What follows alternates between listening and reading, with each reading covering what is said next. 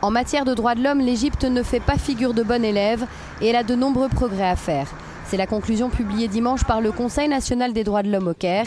L'organisme estime que le pays doit notamment limiter les condamnations à mort aux crimes très graves. Une référence à peine masquée aux condamnations à mort prononcées contre l'ex-président Mohamed Morsi et contre des centaines de frères musulmans. Une posture qui avait d'ailleurs été très critiquée par l'ONU. Le rapport analyse la période allant de juin 2013 à fin 2014, soit la chute de Mohamed Morsi et la prise de pouvoir par Abdel Fattah al-Sisi. La première violation, c'est de violer le droit à la vie commise par les terroristes, comme les frères musulmans et leurs alliés et tout ce qui concerne les emprisonnements hors la loi. C'est aussi la prison préventive qui dépasse les délais réglementaires et devient en elle-même condamnation, mais aussi toutes les violations qui se passent à l'intérieur des lieux de détention. En mai dernier, la Fédération internationale des droits de l'homme avait dénoncé l'usage de la violence sexuelle contre les détenus par les forces de sécurité égyptiennes dans une totale impunité.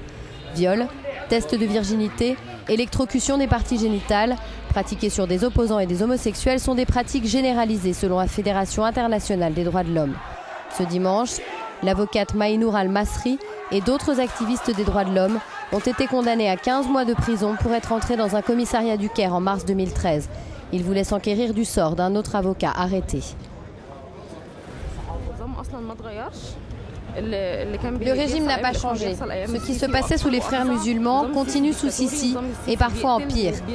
Sisi dirige en dictateur, c'est un régime qui tue, humilie, arrête et emprisonne les gens. Il y a plus de 40 000 détenus dans les prisons.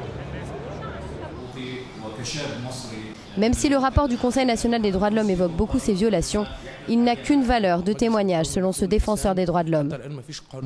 Le Conseil national des droits de l'homme n'a pas d'autorité légale pour avoir les informations des institutions de l'État. Aucune loi ne lui garantit l'accès aux résultats fournis par les institutions et surtout celles qui sont impliquées dans les violations des droits de l'homme. Des millions d'Égyptiens demandent la liberté, la justice et le respect des droits de l'homme. Il faudra de nombreuses années et d'énormes efforts pour réaliser ces demandes et ces espoirs. من ميدان التحرير وسط القاهرة محمد شيخ إبراهيم ليورو نيوز.